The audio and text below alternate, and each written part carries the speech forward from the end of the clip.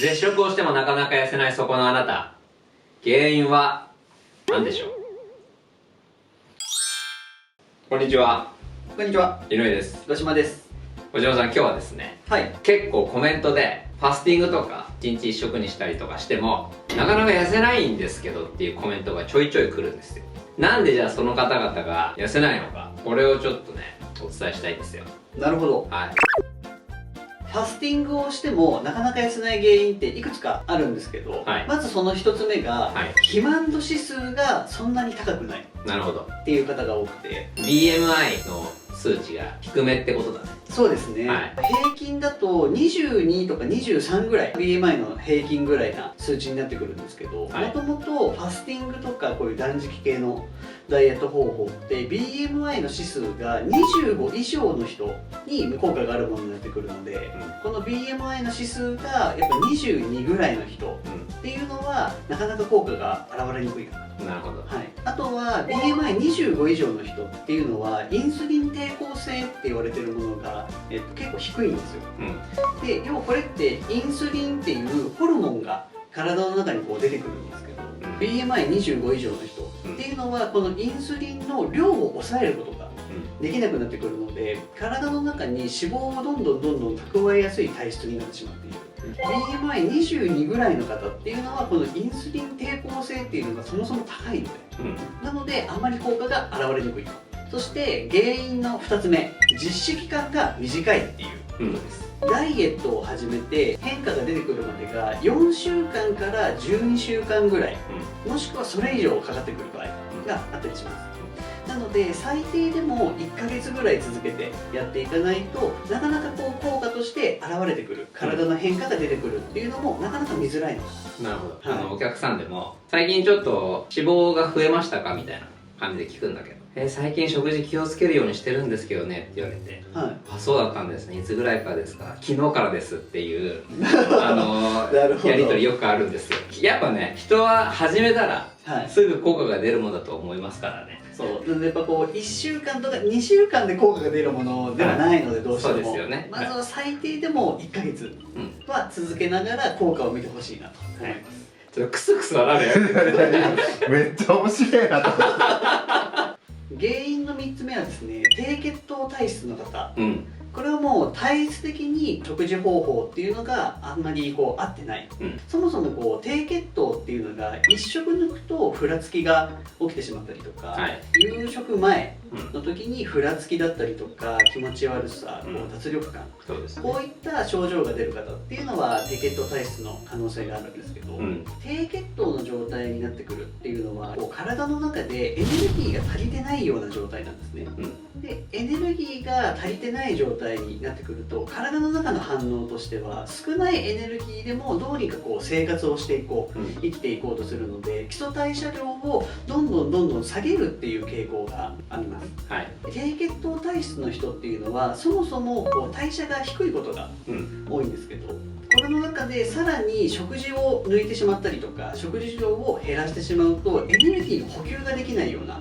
状態になってくるので、低血糖を起こす回数が増えてくるので、その分さらにどんどん代謝が下がってくるっていうような仕組みになっているので、低血糖体質の人はなるべくファスティングっていうのはやらない方が体質的にはいいのかなと思います。今度原因の4つ目、ファスティングをしてる時にも、1日1食とかは食べるじゃないですか、その1日1食の量、食べてる量がものすごく多い、要はこう食べ過ぎてしまっているっていう、特にインスタント食品だったりとか、ファストフードだったりとか、こうケーキとかの砂糖をたっぷり使ってる甘い食べ物多く食べ過ぎてしまっていると1日の中でこう摂取していいカロリー量がさすがに決まってるので、確かに、ここを上回ったカロリーをさすがに取ってると、なかなかファスティングしてても効果が出ないから。プラス腸にあんまり良くない食生活みたいなのをしてると、せっかくの出せる便も出せなくなっちゃったりとか、どんどん体に蓄えていくようなそんな感じになっちゃうんで、食べるものは気をつけた方がいいですよね。1日1食とかにするんだったら、僕はこんな感じの食事をとったりとかしています。僕はちなみにこんな感じの食事をとるようにしてます。やっぱこうやってバランスのいいそんな食事がね、いいですよね。特にこう筋肉量をこう減らさないようにするっていうのはものすごく大事なので。はい、そして原因の5つ目、はい、飲み物でカロリーを取ってしまっている人。ない。やっぱファスティング中の場合だとお茶だったりとか水、あとはブラックコーヒーとかのこういうカロリーの入ってないものをなるべく飲むようにっていうのがいいんですけど、カフェラテだったりとか、さすがにジュースを飲んでる人はいないかなとは。お客さんで言いましたよ。何飲んだんですかって言ったらコーラって言ってなるほど。コーラとピザだって。ピザにお茶はないだろうっておっしゃった。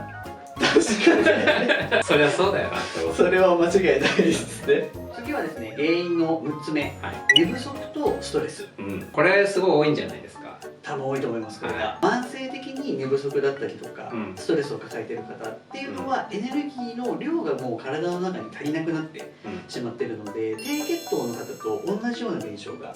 起きてくるので、どうしてもエネルギーが足りない分食べないようにすると代謝がどんどん下がってくる。その2つで腸内環境にも悪いじゃないですか。そうですね。なので、代謝が下がることはもちろんね、体重が落ちないっていう、そういうこともありますよね。そうですね。最後、原因の7つ目はですね、運動不足。この運動不足っていうのは筋肉が不活性化してる状態になってくるので、なかなかこう代謝が上がっていかないものなんですよね。1日の中で平均の歩数、これが2000から3000ぐらいの方は確実に運動不足になってくるので、まずはそういった運動習慣の方も合わせて一緒に見直していけると、より効果がすごく出やすいんじゃないかなと思います。これお客さんとのやり取りでめちゃめちゃ多いんだけど、食事制限しても痩せづらい人と結構すぐ痩せる方、これいらっしゃって、僕が思うにこの2つの違いって、この運動不足の観点でいくとだよ、学生時代にしっかり運動してた人と学生時代文化部だった人、ここにめちゃめちゃ大きな差があるなって僕思ってて、要は学生時代運動しっかりしてた人って筋肉の土台ができてるの、めちゃめちゃだから基礎代謝が高いんですよ。でも文化部だった人って運動経験が成長期の時にないから、筋肉量が少ないから、そもそも基礎代謝が低いから痩せづらい、なおかつ筋肉量が多い運動してた人と筋肉量が少ない運動してなかった人って、筋肉の張り方も全然違うじゃないですか。確かに成長期に運動してた貯金があるみたいな感じでも、もうやっぱ運動したことない人って筋肉の動かしてない感半端じゃないじゃないですか。これだと本当に基礎代謝が低いから痩せづらいよ。なんでやっぱり運動をしてるっていうのは一番痩せやすい体を作るのにめちゃめちゃ手っ取り早いなっていうのはお客さんを見ててもこう日頃運動不足を感じてる人は今からでも全然遅くないと思うので、ちょっとこう筋肉を育てる意味でまず歩く歩数を増やすところからそうですね、やってってあげるといいんじゃないかなと。あとはやっぱ僕たちの動画でも比較的こう筋肉を動かすようなエクササイズとかも紹介してるんで、ああいうのもやるだけでもいい運動になるじゃないですか。そうですね。なんでああいう運動をやっぱり毎日やったりすることが重要だと思うんですよね。本当に痩せたいっていう気持ちがある人はね、ぜひそこまで頑張ってもらいたいなと思いますよね。そうですね。絶食しても体重が落ちないでお悩みの人は、自分が当てはまるものをどうにか改善していただけたらなと思うのと、やっぱりなんだかんだ運動はめっちゃ大事だっていうことですよね。健康にもいいし、そうですね、お肌にもいいし、やっぱりね運動はしよう。そうですね、大事です。このようにアペランス TV では今よりも綺麗でいたい、いつまでも若々しくいたい、そんな方々が増えてほしいと思う動画をお届けしているので、よかったら高評価とチャンネル登録よろしくお願いします。お願いします。それでは本日もご視聴ありがとうございました。ありがとうございました。